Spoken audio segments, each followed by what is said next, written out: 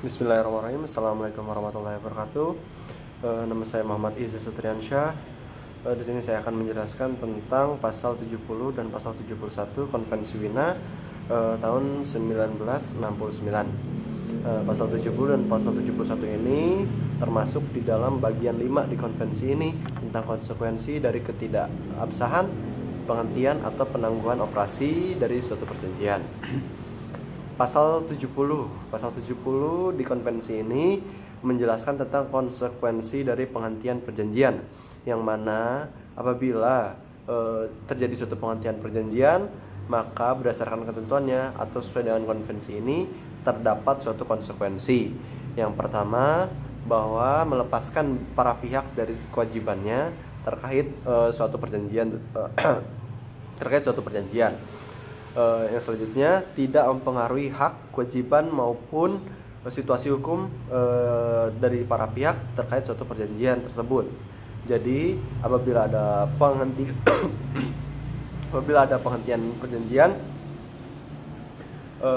maka para pihak terkait hak, kewajiban maupun situasi hukumnya akan dilepaskan atau tidak mempengaruhi lagi terkait suatu perjanjian yang mengikat mereka.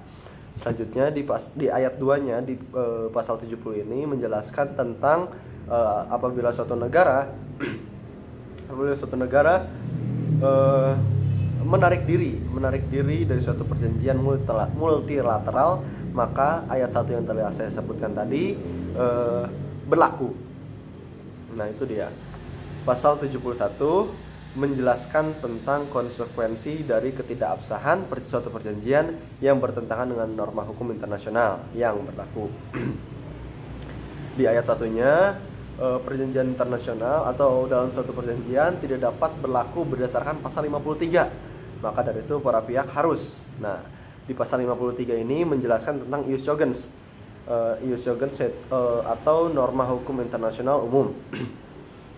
Nah, di pasal 71 ini menjelaskan apabila suatu perjanjian tidak berlaku berdasarkan pasal 53, tidak berlaku berdasarkan norma hukum, maka dari itu konsekuensinya adalah yang pertama, menghilangkan sejauh mungkin akibat dari setiap tindakan yang akan dilakukan terkait suatu perjanjian tersebut.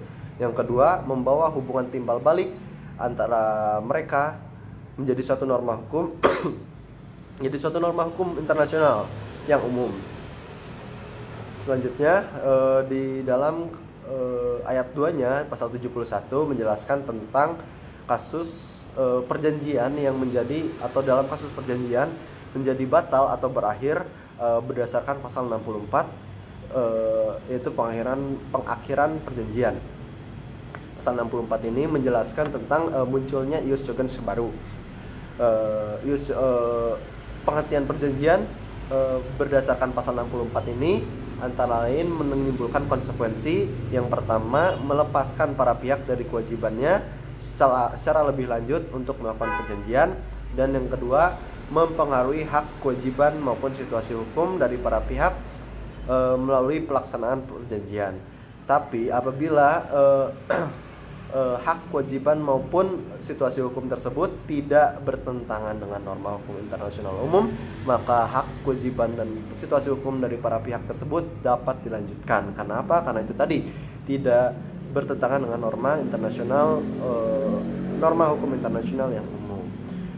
Berikut yang dapat saya sampaikan, pasal 70 dan pasal 71 Konvensi Wina tahun 1969. Terima kasih, mohon maaf apabila ada kesalahan. Wassalamualaikum warahmatullahi wabarakatuh.